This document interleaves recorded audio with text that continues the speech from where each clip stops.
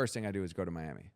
Rent an Aston Martin. I'll never forget. I rent a 4-door Aston Martin. I get the penthouse at the one. End up spending like $75K in like 4 days. That was the breaking point that one night? That was it. That was the breaking point. You know, I just woke up so empty that I was like, I got to make some changes. Wade Houston, it's a pleasure to have you on, man. Thanks for having me, and welcome to Miami, brother. For sure. Yeah, I just moved down here like 4 or 5 months ago, and I can't remember if I followed you before I got down here or if I did when I got down. I kept seeing your content pop up on my Instagram, and I was like, man, this guy's putting up a ton of content, and I just kept watching your stuff, and I was like, his story is so good to me. So, yeah, you've been a big inspiration just from me, and I know you've impacted a lot of lives just through social media. And we see your success now, especially like driving the Aston Martin, you know, all the fancy stuff, living the nice life. But I want to take you back to where you grew up, you know, your upbringing and, you know, where you grew up at. Yeah, totally. Thanks for the kind words, dude. Appreciate it. You know, it's been a journey. I've been online for a year and a half, and content was very interesting at first. You know, you have to like kind of find your voice. It's very weird. It's very strange. And what I've realized throughout my journey is that the key to making content is to actually live the content, right? And so me solving my problems and me telling my story was way better than me getting online trying to give people advice. And I think that's what's been real, you know, that's why I've built an authentic, genuine personal brand, is that I've just told my story, you know, and I've really been vulnerable about the problems that I've had. Right. You know, just like you, I grew up in a small town. I grew up in Vermont. There's not a lot of economic opportunity in Vermont. You know, and everybody who does make money in Vermont, the maybe like 5 people that are millionaires, you know, there's probably a little bit more than that, but they hide their wealth. So it's very difficult to find those kind of people, and you're not going to be exposed to people that are doing really well, that are willing to talk to you about how they've done well. And so since the wealth is hidden, you're only exposed to, you know, maybe 1 or 2 levels above you. You're not going to be exposed to like here in Miami, where we have people like you and I were talking about 5, 10, 50 levels ahead of you all the time. Right. And the cool thing about Miami is that it's very collaborative. You have these people that are actually willing to show you and talk to you, as long as, you know, you have a brain in your head and you're willing to learn from them. But look, for me growing up in Vermont, I actually hated it. When I was a kid, I used to think, man, I'm from this little small place. You know, there's no opportunity here. I don't feel like I fit in. It's a lot of rednecks. Looking back, what a glorious place to grow up. I had so many blessings. I had the mountains. I was able to ski. I played ice hockey, football, baseball, you know, tennis. We lived on a lake. And so I had a beautiful upbringing. You know, I have 2 lovely parents, an amazing sister. Sports were life. I was blessed to go to good public schools. And then I went to Phillips Exeter Academy in New Hampshire, which was a great private school. Recruited to play hockey, recruited to play football. And then when I got into prep school, I started getting into trouble. Yeah. So at 13 years old, I started drinking and doing drugs. And right away, man, I just abused drugs and alcohol. At 13, right? From the very beginning, freshman year in high school. Yeah. I went to my first party, and at my first party, drank, smoked weed, and ate mushrooms. That's how I got introduced to drugs and alcohol. Everything right away. And I just drank and used drugs very addictively from the early going. You know, when I would drink, there was no telling what would happen. Sometimes I would black out. You know, this was at a very early age, and I was constantly getting in trouble. You know, even at 15 years old, I stole my dad's car, drove up to my friend's house and totaled his car, you know, when I was 15 years old, when he was on vacation. And so that kind of started a bunch of shit. I go to prep school. I get kicked out for drinking. I come back home. And get my second DUI. This is at 17, 18 years old. I got to go back to public high school with the grade below me. Because when you go to private school, you repeat a year so that you have more eligibility for sports and you know, you have your scholarship for college. So now that I get kicked out of prep school, I go back to my public high school. I'm with the class below me. I know none of these kids, and I can't play sports. So one of my buddies says, hey, man, I have a plug in New York City to pick up crack. Why don't we drive down to Harlem every weekend and go pick that up, you know? And at the time, I was like, man, I'd like a new car and some rims on my car and some nice shoes and hat. I'm like, fuck yeah, what else do I have to lose at this point? I'm already a loser, you know what I mean? And so I did. So I started selling coke to the younger kids, and I was making a lot of money. And right when I stopped selling coke, I ended up getting another DUI, ended up getting an assault charge. And my parents were like, get the fuck out of the house. You know, I was 18 turning 19.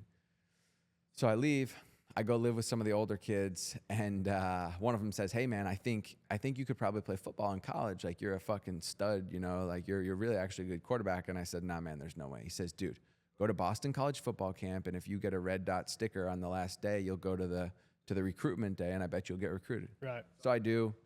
I get recruited by Bentley College in Massachusetts. They end up needing a quarterback in 3 weeks. Instead of for the next year, they're like, yo, our quarterback recruit dropped out. So we need you in 3 weeks. Can you come? Yeah, I didn't realize you were a quarterback. That's sick. Yeah. So that was, I was better at hockey. Hockey was my main sport. Okay. But good enough at football to, go to a D2 school. Yeah. And the coach says to me, but what's your deal? What's your background? I'm like, brother, it's not good, man. Like, I just got kicked out of Phillips Exeter. I've had some issues with the law. He's like, what are your grades? I'm like, 4.0, man. I'm an excellent student. He goes, well, I got kicked out of Phillips Andover when I was a kid, so everyone gets a second chance. Let's get you into school. Yeah. So boom, 3 weeks later, my parents are like, holy shit, you got into Bentley. Now you're going to college. Your life's back on track. Right. I go to Bentley, play a football season, and then in the very last game, I beat the fuck out of some kid, put 47 staples in his head, facial reconstructive surgery, end up getting kicked out of Bentley, and then I have to go back home again. So now here I am once again, like, fuck. And my parents are like, yo, what the fuck is wrong with you? You owe us that money for the college semester, everything that we've just paid for. So there I am, dude, back again on my ass, like working 3 jobs, trying to get back to it. Then I get a 3rd DUI. So now here I am, 3 DUIs, 3 assault charges, kicked out of prep school, kicked out of college. My parents were like, fuck you. So I clean up my life for 6 months, right? So for 6 months, I'm like grinding, just working my ass off. I get a job at a bank. I'm in school. I'm bartending. And then I get introduced to OxyContin. You know what this is? Yeah.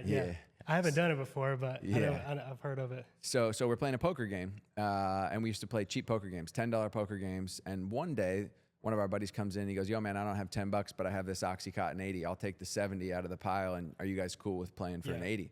And I didn't know what it was at the time. I said to my boys, like, yo, what is this shit? They're like, oh, it's like a Percocet or Vicodin or whatever. I'm like, all right, cool, let's play for it. So I win that game. I do a little bit, and literally, dude, the very first time that I did it, I felt like Bradley Cooper in Limitless. Everybody responds differently, right? I remember wanting to be. I watched that movie. I was like, where can I find this? The NZT, right? Yeah. And so a downer, for some people, it'll make them tired and lethargic and relaxed. For me, it just tunes me the fuck in. I got so laser focused and attentive and energetic when I would do it. Still relaxed, but I had this amazing feeling. So I started doing OxyContin. I was doing amazing in school. I moved up at the bank. I ended up becoming a sales manager of a commercial loan division while I'm doing OxyContin every day. One of my buddies comes into a whole bunch of money, so we start getting 580s from a girl in Texas in the mail. She would send them in Skittles bags in the mail every week. This shit was crazy, dude. We used to say, yo, go get a Halloween bag. We used to tell her, go get a Halloween big ass bag of Skittles, weigh that shit, then take off the little orange seal, the little orange price tag, put a tiny little cut in it, and squeeze out whatever it was, 240 of those Skittles until it weighs X amount, and then take the 500 OxyContin 80s and squeeze those back in till the bag weighs the exact same amount as it did when you got it. Then seal that up with super glue, put the little orange tag back on, and put that in a package. So you guys had it down to a science. A science. And we would tell this girl, like, yo, in this package, I want you to write a birthday card. I want you to write actual handwritten cards, tissue paper, the whole 9. Like, make this shit real. And so every other week, every 2 weeks, we're getting 580s in the mail. That's $40K worth of drugs. And at that time, at 19, like, we were moving, like, that was big for our town, for our little town. Yeah. So this goes on for like almost a year. They bring a federal agent, a task force into our town. They start to follow us. OxyContin became a real epidemic. I get up to doing 5 OxyContin 80s a day. That's like, dang, that's a lot. It's a lot, bro. It's way too much for a single person. I'm taking laxatives just to shit at that point. So what did the oxys make you feel like when you were taking them? Like when you're taking 5 80s a day? 5 80s a day. I mean, dude, just for me, euphoric, At the same time, we were managing apartments. One of my other buddies' dads had these apartments, and he was like, hey, can you guys manage these? Instead of fixing them up and renting them out to normal people and signing a contract, we rented them out to all the drug dealers in our town, cash up front. So, dude, we were just getting cash everywhere. Meanwhile, again, I'm managing a commercial loan division at a bank. I'm 19. No one should have ever given me that job. But I was just always persuasive, and I was good with people. And so that went on until our plug ran out. The girl in Texas ran out. We could no longer get the 80s. And then shit went south, bro, because who I was on OxyContin wasn't a terrible person, but who I was without it was a terrible person. What was the difference between when you were on it versus when you were off? When I was off it, dude, you start to get these crazy withdrawals, the worst withdrawals you could ever imagine. Your bones feel like they're breaking. You start sweating, then you get cold flashes. You can't hold anything down. You start throwing up. Worst headaches ever. Like, dude, you literally feel like you're going to die. Wow. And so I would spend every waking moment trying to get my next fix. And now that we don't have this flush flow of 80s, now I'm trying to get them from anywhere. And when kids aren't selling them, we start robbing kids at gunpoint. You know, I'm holding kids up, like doing really fucked up, shady things. And that only went on for a short amount of time, like maybe 3-4 weeks before someone's like, fuck this kid, fuck these guys. Right. And I got robbed for everything that I had at that time. You know, all the cash I had left, all the 80s I had left. And then I remember I woke up that next morning and I felt like my bones were breaking. I thought I was going to die. And I called my parents. I'm like, yo, I'm addicted to OxyContin. I got to go to rehab. And they're like, holy shit, we knew something was wrong, but we didn't know what it is. Thank God we know. So now this is at like whatever, 22, whatever age I do this. I go to rehab. I get introduced to AA. And this is where I start to clean up my life a little bit, right? So no more drinking, no more hard drugs. And I stayed completely sober for 6 months. But I always had this thing in the back of my mind, like, I'm not giving up weed. And if Xanax comes around, like, I'm still going to eat a little bit of Xanax and maybe some mushrooms, right? Right. So I end up having a long road, finishing college, becoming work at an accounting firm. Then I end up selling cars, barely finished college, but I'm doing really well, selling cars, smoking weed, eating a little Xanax, just kind of living a shitty, miserable existence. Then I get into financial advising. And when I get into financial advising, I start doing really well. Like I get a $200K check in my first 2 months of working, right? I'm like closing big deals. First thing I do is go to Miami, rent an Aston Martin. I'll never forget. I rent a 4-door Aston Martin. I get the penthouse at the one, and I got a table at Story and a table Just at living Live. it up. I end up spending like $75K in like 4 days. Like just idiot, bro. So dumb. And I had buddies that lived down here, that grew up down here. And so, yeah, man, I was like, wow, this shit's crazy. Not to mention, dude, they produced music for the most famous people in the world. Right. Future, Rick Ross. My buddy was Khaled's lead sound engineer for years. And so, dude, I would go to the house and where the studio was, and I would live this fantasy life, like renting all this crazy shit. And I'd be in the studio with, crazy names. And I'm like, holy shit. And we start going to the club every night. And I'm like, man, Miami's dope. So I spend the next 4 years just coming down to Miami like 6, 7, 8 times a year, partying my face off until I finally moved down here in 2019, January 2019. Got you. And man, I wish I had moved to Miami earlier. I was so fearful of moving down here. So you finally quit that job that you were making good money at, and then you transitioned down? Yeah, so I'm financial advising, right? And I do that for 3 years, and I made good money, but at the end, I started hating it. Right? So then I start wholesaling laptops. I start buying 1,000 laptops at a time. Me and my buddy How'd were you like, get into that? Yeah, dude, my buddy hits me up and he was like, hey man, like I know you hate what you're doing right now, but I got a gig for you. We can just middle some laptops. You're really good, with sales and persuasion and managing people. I got some connections where we can get wholesale laptops from like Dell and HP and a bunch of these other companies. And also I think we can get connections inside Newegg and BH Photo. And these were retail websites before Amazon was huge. Okay, so right before. So we're buying like 1,000 laptops at a time and flipping them. I never held any inventory. I was just literally, arbitrage. Mm-hmm. We had a couple big deals. I'm doing well with that, having fun because I'm hardly working, like writing a couple emails a day and just flipping shit. Yeah. And then Amazon picks up at that time. And as a result of Amazon picking up, nobody wanted 1,000 laptops anymore because price fluctuations on Amazon were crazy. So they were only taking like 100 at a time. So our whole business was, basically folded at that point. Right. So now I'm not working. Why don't I just move to Miami? And I had no plan, none. I just literally packed up all my shit, moved down, and I'm like, well, I could do financial advising, but I fucking hate that. And then one of my buddies is like, bro, you could probably make a couple $100,000 a year, like selling some cars here. I know the owner of the Land Rover dealership. So I'm like, okay, cool. Yeah. Put me in touch. Great. I start selling cars. And bro, I partied every single day for my first 3 months when I was down here in Miami. Like everyone's coming to visit, going to the club, doing all this bullshit. I'm doing so much Molly and ketamine and coke, still not drinking, but just getting fucked up. Yeah. Hating my life, not selling any cars, hardly making any money, just like losing at life, digging myself into mad debt. I'm still spending like as if I was making 300, 400, 500K a year, but yet I was on track to make 50K that year. Right. So I dig myself 100K in credit card debt, go out to a club one night, and I started drinking. And I hadn't drank in like 7 years at this point. So I have a couple drinks, I get shit faced. Some girl drugs me and ends up stealing all my shit, robs me for my watch, my shit. I end up in the bushes, bro. I literally end up fucking like, what the fuck happened? And at that moment in time, this was May 6, 2019, I woke up and it was the worst fucking feeling of my life.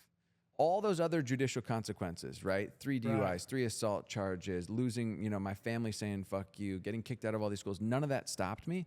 But this was a spiritual bankruptcy, bro. I just felt this hole in my heart, like, what the fuck am I doing with my life? Like, how did I go from such a wonderful upbringing, so much promise, so many skills, so much opportunity, to getting drugged and robbed out at clubs and fucking being in debt and not even talking to my family? Like, how did this happen? And so that moment, I was like, all right, you know what? I need help.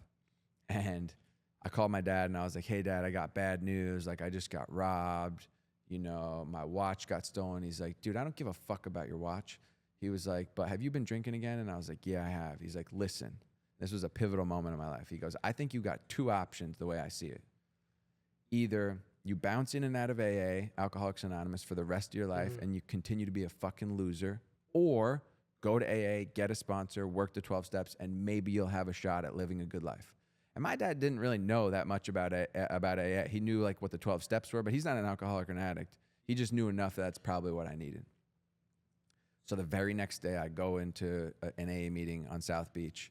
I get a sponsor, and dude, at that moment, I just changed my entire fucking life. That was the breaking point that one night? That was it. That was the breaking point. I just woke up so empty that I was like, I got to make some changes. Yeah. And from there, I went fucking fully the opposite direction. Like, no more going out, no more clubs, no more hanging out with people doing drugs. I stopped doing all the drugs, AA meetings every day.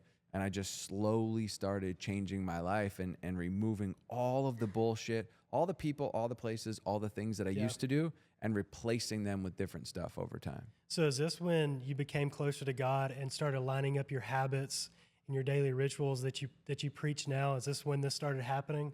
Yeah, so it was a interesting process for me, okay? So this is how it went. As I get a sponsor in AA, and a lot of people don't know this, the point of Alcoholics Anonymous is actually not to remove drugs and alcohol from you. The point of Alcoholics Anonymous is to bring about a spiritual relationship, an entire psychic change, and help you develop a relationship with God so that you no longer need any vices, including drugs and alcohol, anymore. And it's really a program of personal development. And this is where the actual personal development came from. I had to admit that I didn't know everything. I had to admit that God could help me solve my problems. I had to look at all of my character defects and all my flaws, my ego, my pride, why I resented people, all this shit. And then I had to actually make amends to these people so that I could clear out all the fucked up shit in my mind and start to develop this relationship with God. So when I got sober, I started praying every day, right? That was part of the program. I knew a little bit about meditation because one of my buddies introduced me to it years back. So I would meditate as well, but not consistently. I still ate like shit. I still hardly worked out. I was still smoking cigarettes. I was just trying to stay sober. And at that point, do the work on myself and pray to God every day and a little bit of meditation. 3 months into sobriety, I end up meeting my mentor. Okay. And this guy says to me, man, I see some real promise in you. You remind me a lot of myself. Meet me at my house every Saturday morning at 7 a.m. How did you choose and pick the right mentor? Okay, so in Alcoholics Anonymous, there was a woman. Her name was Anne, and she would always tell these silly stories, and people would always goof around with her. But I noticed like no one was really talking to her after the meeting. But I always would. I would always spark up a conversation with her. And after a bunch of conversations, she says, you seem like a bright boy. How come you don't talk to anybody here? Like, why you only talk to me? And I'm like, Ann, look, I got to be honest with you. Where's the fucking ballers? And she's like, oh, sweetie, you got to go to the 7 a.m. meeting. That's where all the ballers are, She's a New York lady, and she knew what the fuck she was talking about. I was like, okay, well, do you know anybody who's like good in business who like maybe I could kind of be like? And she's like, well, what do you want to do with your life? I told her in my background. She goes, here's 3 guys. She writes down their numbers and says, let me ask them if it's okay if you talk to them. one of them is Steve, who became my mentor. So I messaged him and I said, hey, brother, Ann gave me your number. I'd love to get a cup of coffee with you, so on and so forth. So I do. I meet with him, and it was kind of it from there, man. We just had crazy similar backstories. We both struggled with a lot of the same things. He had gone on to be incredibly successful, he's on the board of many, Fortune 500 companies. He just sold his healthcare technologies company for multi 9 figures. Like he's an absolute killer. And so that's how I actually got introduced to him. So what are some of the most important things that you took from that first mentor? The biggest thing is that, okay, so 2 things that he told me. He said, look, meet me at my house every Saturday morning at 7 a.m. He said, if you're a minute late, I'm not working with you anymore, right? He was super big on discipline. And so that started to make me more disciplined as a person, right? Once I started working with him, I started waking up at a consistent time every day and praying and meditating in the same order at the same time, because I noticed his discipline and it just rubbed off on me. He didn't even tell me I needed to do that. I just observed, wow, this guy's next level disciplined, And whenever he would tell me to meet him at the house at 6:55, he'd be standing outside the house every day. Every time I was there, like he never missed. Every time he told me to do something, I did it immediately. Even if he told me, next week report back and do this, I didn't need anyone to tell me to do it more quickly. I just noticed by the type of person that he was that if I didn't do what he said, he would be like, "Fuck this kid." Right. It just was so obvious by how locked in that this guy was that I was never to question why or how or when something was going to work. And dude, I think this is the biggest issue of most young people, of most people who haven't been successful yet. They're so fearful. They're so concerned about why, when, and how is something going to work. You don't fucking know why, when, or how. You don't even know what you need to know to be successful. And if you have somebody in front of you who's been incredibly successful, shut the fuck up and just do what they tell you. Right? A lot of times the learning comes from the actual doing.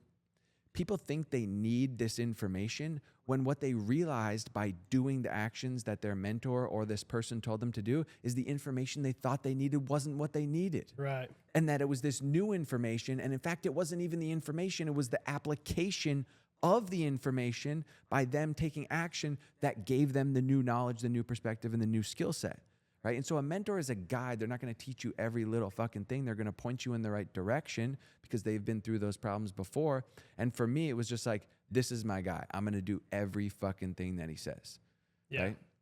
Is there a certain age or time when somebody should get their first mentor, and how do they look for that? I mean, look, it could be at any time. I have kids that join my program that are 19 years old. I have people that work with me that are 52, so I wish I had got a mentor earlier. I wish at like 23, 24, 25, when I was, at that point, I could have gotten a mentor and had incredible benefit. Today it's a little bit different. You can find mentors online very easily. And Right. the biggest thing I would say is this, like, don't be worried about what someone's program looks like. Focus on, do you want the life?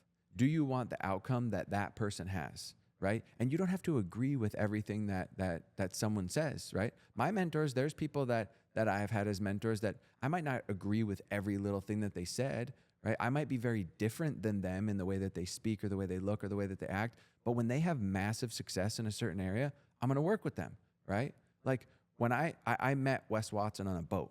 Okay. Okay. Yeah, I follow his stuff. Yeah. Okay. So he's intense, but the stuff he says is true. it's unbelievable, dude. And Yeah. that's another mentor of mine, right? So my road is, working with Steve, my mentor, right? I became more disciplined, prayer, meditation. He eventually was like, bro, clean up your nutrition a little bit. I started working out again. Then COVID hit. And COVID is actually what developed me as an incredibly regimented person. I had a financial technologies company at that point. That company crumbled, and I was like, what the fuck am I going to do? So I called my buddy, and I said, hey, man, I'm going to come work at Fisher Investments with you. Get me a job. And he was like, bro, you hate financial advising, man. Like, you were a fucking mess when you used to do that. Why don't you go work on yourself? And he hung up the phone. I was like, work on myself? What the fuck are you talking about, work on myself?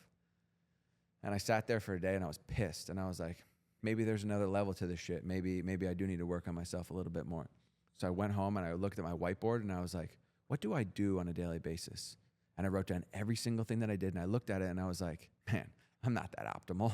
I'm kind of fucking lazy. You know what I mean? I thought I was because I was waking up at a consistent time, praying, meditating, eating healthy, working out. But like I wasn't that dialed in. So when COVID happened, I started waking up 6 a.m.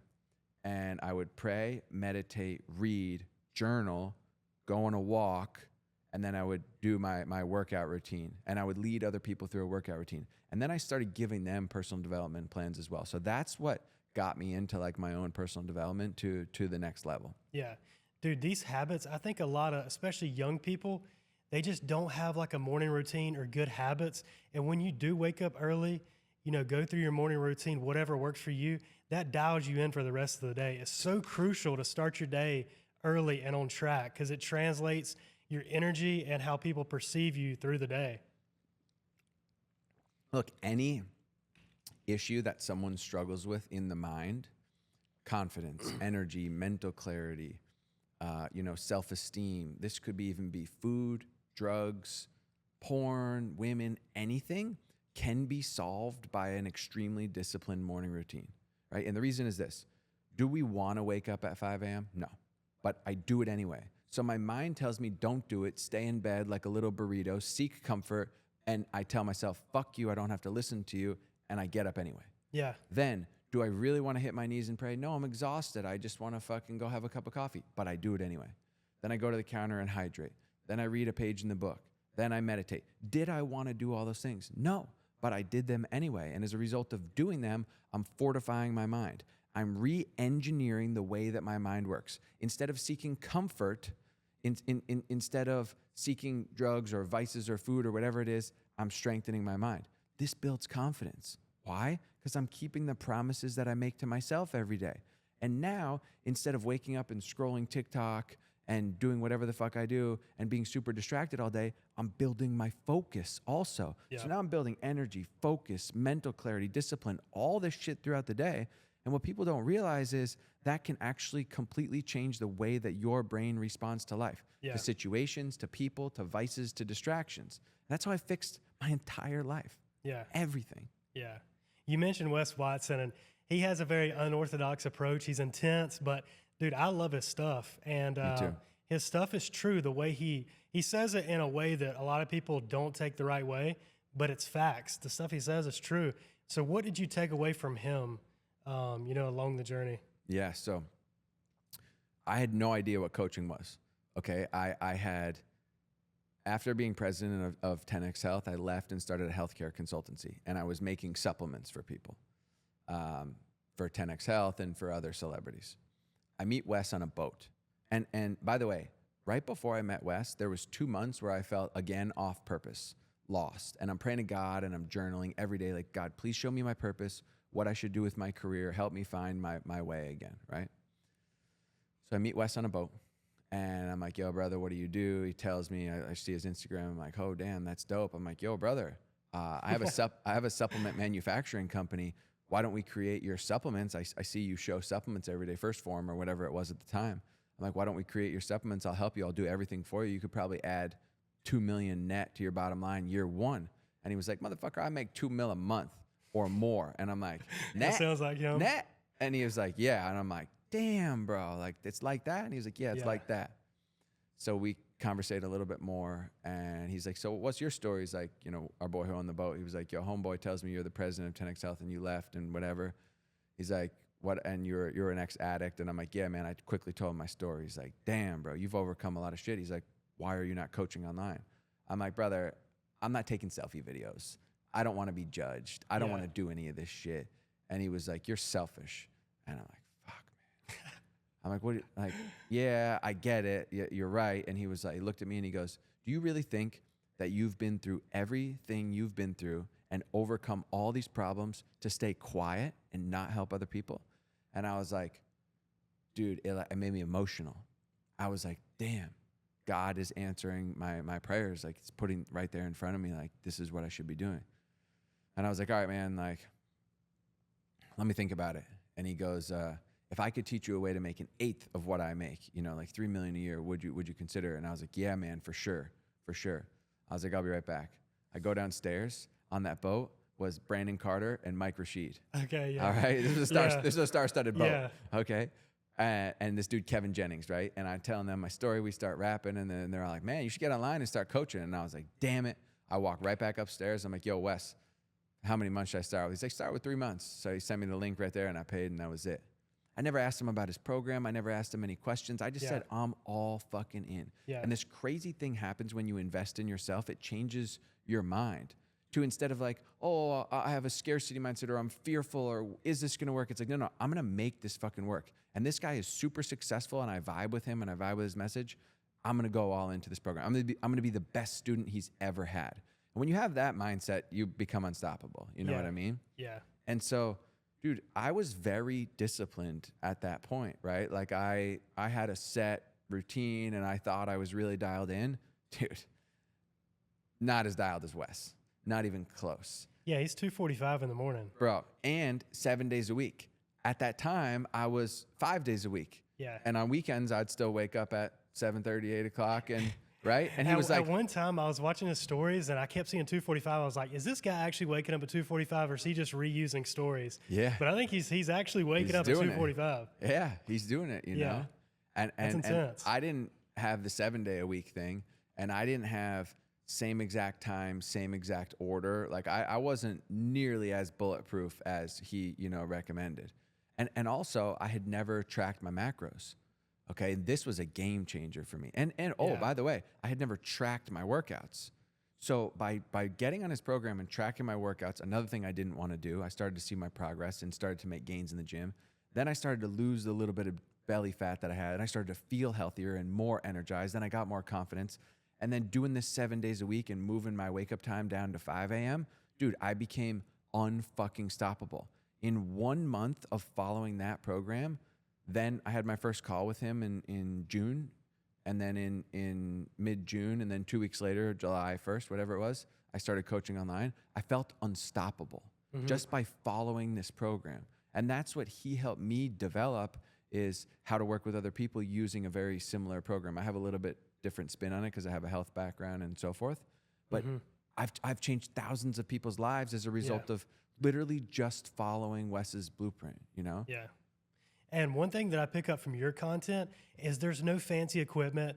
There's nothing crazy. It's just literally you talking to your story and portraying your story in such a good way that forces people just to sit there and keep listening. So I think you stand out in a way with that sort of content.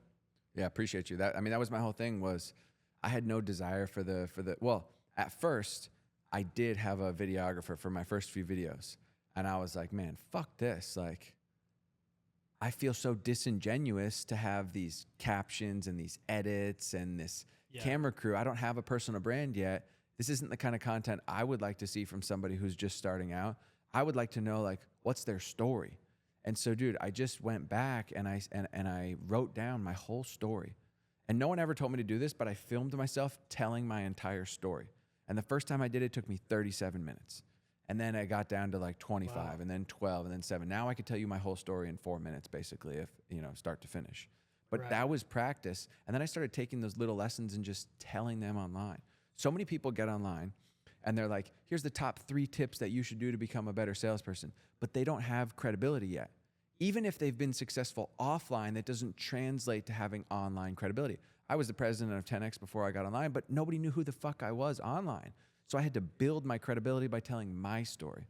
And so whenever I work with my students, I'm like, yo, until you build a brand, tell how you solve these issues.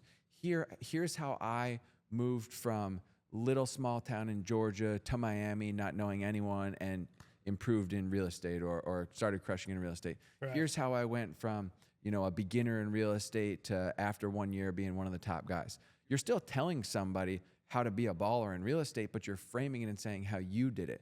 And after a few months of creating content like that, my personal brand started to grow. People started to see who I was. I started to get credibility, and they started to relate with me, right? Instead of being like, fuck this guy, he just talks at me, I was talking with them. And that's how I teach people to build, personal brands, is because it's relatable that way. So you think anyone can build a personal brand? For sure. Yeah. The journey is the brand. Look, dude, I've had people I had a kid that was a 17-year-old who had a landscaping business. I've had kids that were 19 and forklift operators. Yeah. You know, and the whole thing is this: if you're willing to improve every single day, mentally, physically, spiritually, and open your mind in terms of business, you don't have to be credentialed or crazy experienced or amazing results. You just have to be one step above someone else. Yeah. That's it, right? Yeah. There's plenty of people that you can help. The 17-year-old kids that I had that started businesses, they were just doing regular landscaping. And as a result of getting confident, getting in better shape, and changing their mind, younger kids started following them and liking their stuff. And then they went from landscaping to having a whole crew. And then they started scaling their business. Then they went from just changing their mindset and physique to getting in my one-on-one program and growing their business. And along the way, documenting the journey. So people saw them go from a 17-year-old skinny kid full of acne with no confidence in a small little business to, in a year and a half, scaling the business, getting him. And that's what's cool. That's what people want to see. Yeah. Like Gary Vaynerchuk always says, is your journey is your brand. Yes. Right? I wrote that quote down, man. That quote stuck with me. And he also says, you know, attention is the new currency. So if you can gain enough attention and provide enough value, then the money and the impact are going to come from that. Totally. So what do you think holds people back from creating content these days? Because there's so many people that are missing this big window of putting themselves out there. Yeah, it's fear, right? It's ego and pride. It's the fear of being judged by other people. And it's also not knowing what to create, right? So like, what do I talk about? And that was the biggest thing for me. It was like, I remember I said to Wes, I'm like, yeah, but dude, I don't want to just talk about sales or just talk about health. And he was like, you don't have to. You can talk about all these different pillars. And so when I work with people, I always tell them, look, your personal brand, your life has 5 pillars: your mind, your body, your spirit, your relationships, and your business or money, right? And so those are your 5 pillars. So talk about everything in each of those pillars. And if you've experienced success in an area, or you've overcome a problem, or you think a topic is cool, talk about it. No problem is too small. What people don't realize is that the smallest, most seemingly insignificant topics can be the biggest revelation for somebody else, right? Right. Like, I used to talk about how my road rage was so out of control that it would leave me angry the rest of the day, which would limit my success and my ability to make money, right? Once I started following this program of personal development, I no longer had the road rage. So when I would get to work, I would be useful to my employees, I would be happy and positive, and I would make more money just from changing my anger, right? And so that little anecdote is what, you know, helped me in recounting the story. So for anyone, like, just work with somebody who's been on, you know, who's been online. And if you're not in a position to invest, improve in those areas that I said, and talk to people about what you're learning along the way. Right. So in today's age where we have everyone's kind of building their personal brand, and, you know, I think a lot of teenagers and people in their 20s just want to be an influencer or something online. So do you think college is important for people still to go to, or should they just venture and create their own personal brand? So Colin Yerkeson and I, one of my buddies, we threw a bunch of masterminds together last year, okay? And there was a lot of kids at those masterminds, 18, 19, 20, 21. And 2 of them made stories during our masterminds. And this, on top of the story, it said, college, ... fuck that. And it was me and Colin speaking at the events. And I asked these kids afterwards, one of them had a supplement company, another kid was in e-com, and they were crushing, dude. These kids were doing 50, 60, 70K a month net, you know, as 19, 20-year-old kids. And I said, like, guys, what's the deal? Did you all go to college? No, we dropped out. I'm like, so what are you doing for education now? They're like, we went to a grant mastermind. We bought a Hormozy course. We invested in your stuff. We invested in a Jeremy Lee's minor sales course. We did an e-com course with someone else. And I'm like, damn, no wonder why you're so far ahead. You just spent 30K and you got the dopest business acumen of all time from 5 top people, rather than 30K 1 year at some lame ass school from professors that don't have the life that you want. Right. You know? So yes, do you miss out on some of the connections and some of the camaraderie and some of that learning experience in college? Sure. But if I could go back in time, dude, fuck college. I wish I had been able to learn from people that had actually been successful before. Dude, I know I don't remember anything that I've learned from college. Like Yeah. I met good connections there, but dude, I've been to some of these events like a Hormozy event and flew places to go to these events. And a lot of people think they're scammy. And yeah, they are trying to sell you, but you're going to take something from each event or meet the people that are at these events, and it's all going to combine to create something. So you're going to gain connections and value from those type of events to go to. Totally. Dude, I have one friend from, I'm sorry, I have 3 friends from college, okay, that I still keep in touch with. I don't do business with any of the 3 of them. I've paid for different coaching programs, different masterminds, different events. And from those events, I have closest friends who I also do business with that have helped me drastically scale my businesses, right? People that we've worked together. I met Colin in Wes's program. I met, so many other different people online through these programs. And so if you go into a program and you're all in and you connect with other people, dude, your life's going to take off like crazy. Yeah, true. And dude, in this, there's so much confusion these days because there's so many different things that people can go down, so many different routes. And, everyone wants the quick fix, like how to become the next meme coin millionaire or something. But how does someone find their true passion if they're in their 20s and they're lost? Yeah. I've done this exercise a few times with my mentor. He would say, hey, write down these 4 columns. All of your skills. So these are personal and professional skills. I'm an effective communicator. I'm good at sales and persuasion. I'm good at motivating other people. I'm great at math, finance, whatever. I wrote down all my skills. Then my experience. So every job that I've ever had, I've had jobs in marketing, banking, finance, accounting, auto, restaurants, whatever. I wrote down all of that. And any position that I ever held, sales, management, whatever. And then all of my interests, personal and professional. I was interested at the time in functional medicine, jewelry, clothing, rap music. I wrote down everything. And then the last column is purpose, which is the hardest to find. But the way that my mentor talked about this is, okay, if money was no issue, how would you help other people on a daily basis, right? And my thought was, man, I would want to help them overcome the problems that I'd overcome. I want to help them with mindset and health and sobriety, spirituality, business. And so I wrote down all these things. So using this board, the first time that I did it, we said, okay, I'm going to end up going into functional medicine. That's what we derived from this board. So instead of just taking jobs to make money, like I had every other job was just, I can make a lot of money doing it. And then I hated it and I would get burnt out.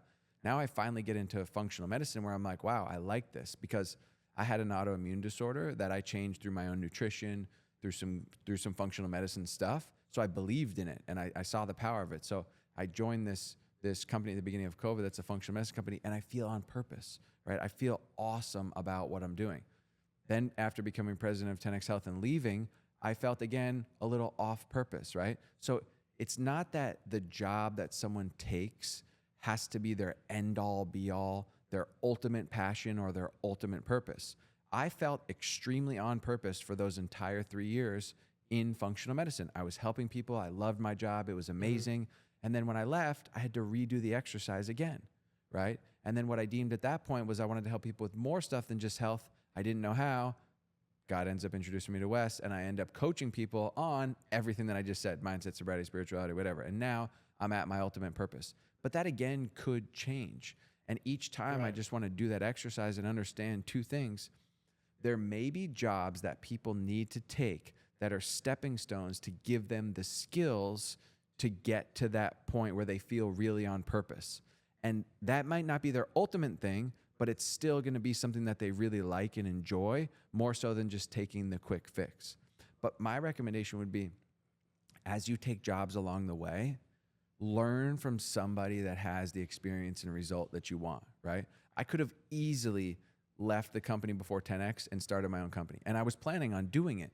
But the opportunity to work with Gary Brecka, Brandon Dawson, Grant Cardone, people that have structured multi-$100 million companies and some that are worth billions, why wouldn't I go learn from these guys for a period of time, right? How was it being around Grant Cardone, Brandon Dawson, Gary Brecka, and essentially being the president of 10X Health? Yeah, it was the craziest year of my life. Okay, so I worked directly with Brandon Dawson and Gary Brecka. Grant didn't have as much involvement in 10X Health. He was really focused on Cardone Enterprises and the rest of his other companies. Brandon Dawson is another mentor of mine, one of the most unbelievable human beings ever. I mean, it was just a true joy to work with that guy. He really understands psychology and managing people and structure and systems and scaling. And I just learned so much from him. When I joined as president of 10X Health, he said, I'm putting you in my business mastery leadership program to learn how I work with all of these business owners to help them scale their companies. So you can see all of my tactics and techniques. And he said, look, you can come to these events and you can see how I speak and all this shit. Bro, I literally didn't miss one fucking event. I didn't miss anything. No matter what they were doing, I was all eyes on Brandon. Every event, every speaking engagement, every dinner after these, business conferences, I was sitting with him, just soaking everything up, and so working with him was just glorious. It was unbelievable. Then on the medical side, Gary is literally one of the brightest minds I've ever met in my life. Dude, he's so smart. Unbelievable. And he can distill information in the most simple manner. And so I started to really learn how to be able to speak about things in a way that would help doctors communicate more effectively the program. Because what's the real issue with functional medicine is that a consumer now has a decision to make about the treatment protocol. Do I spend my own money on this or do I not? In traditional medicine, insurance covers that shit. What happens? The doctor writes you a prescription, they hand it to you and you give it to you go and you get it and then insurance covers it, right? Whatever. You don't even question what they give you. You don't even care.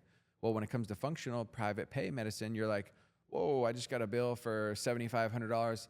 How much of this do I really need? What do I don't need? And if the doctor can't explain it to you in layman's terms, then you're going to be like, I don't really know, right? So changing the way that doctors and wellness advisors communicate with patients to break down treatments to a basic level was what I focused on.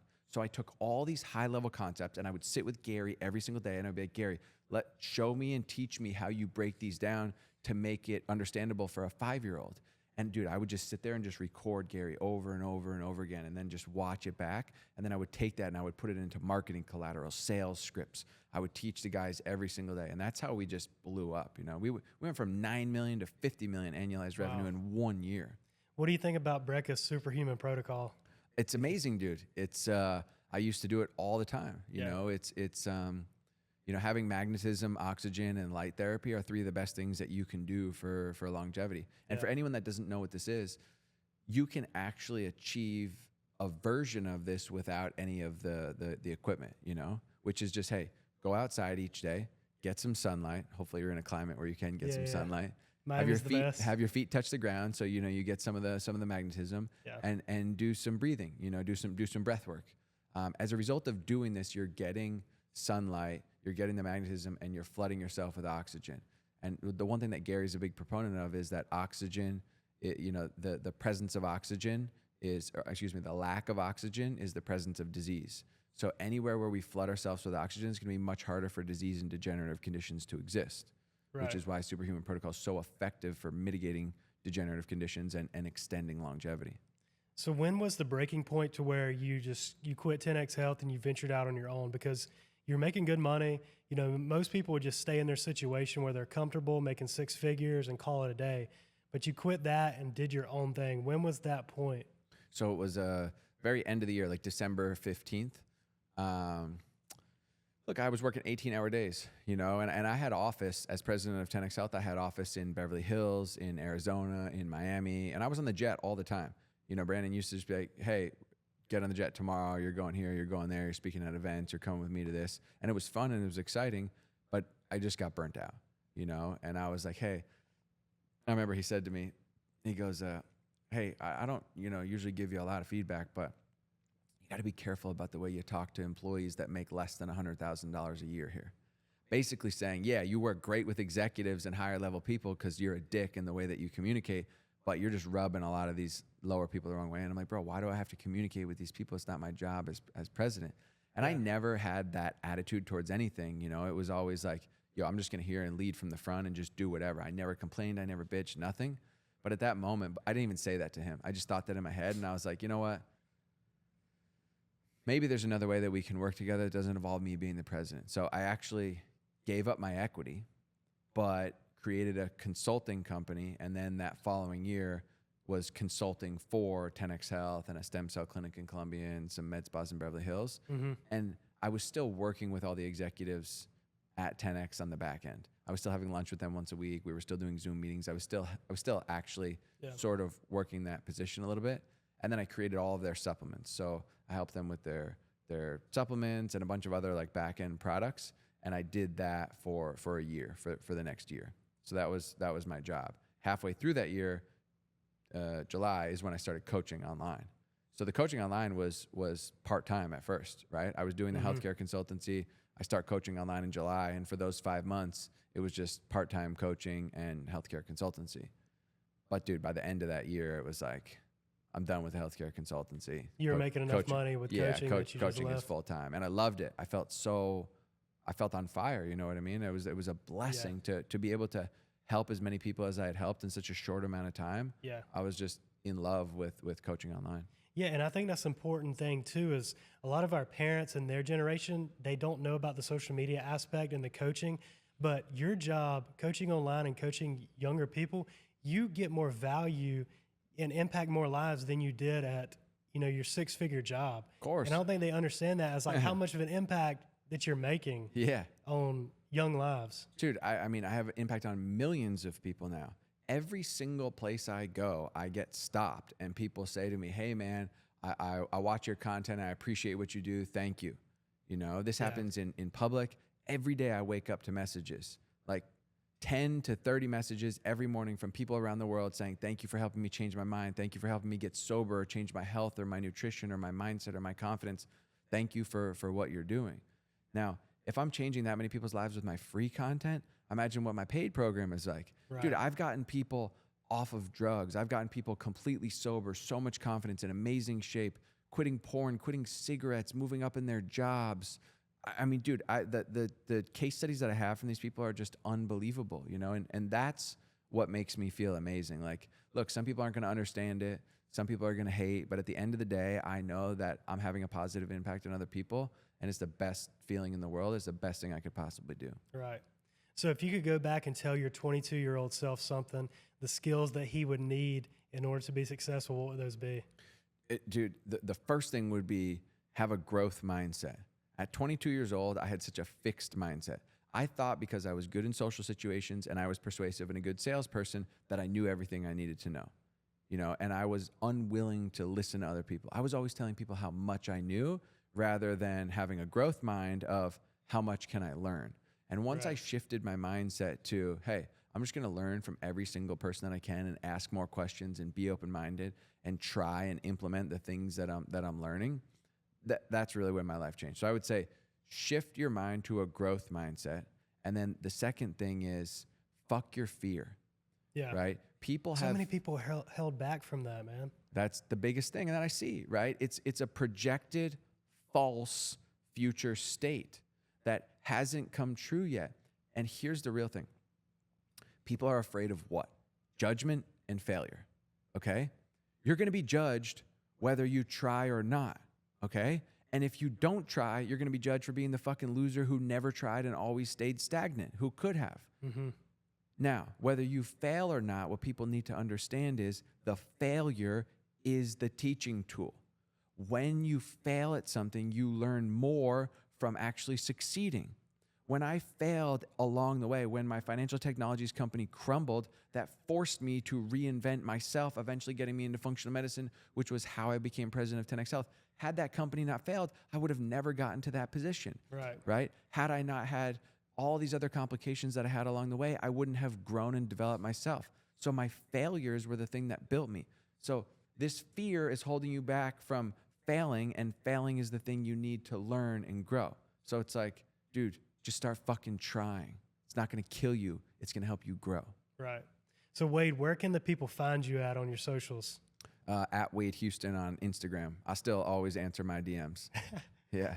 And you're on YouTube, right? Yeah, so I started my YouTube channel as well. Okay. Same thing, Wade Houston on YouTube. And TikTok, I've been posting on TikTok. Gotcha. Also. Yeah. I've been posting on TikTok too more recently. I'm an Instagram guy, but TikTok still is popping. Yeah, totally. Yeah. Yeah. Cool, man. Well, it was nice to finally meet you in person. Likewise. And thank you for coming on. Hell yeah. Thanks for having me, brother.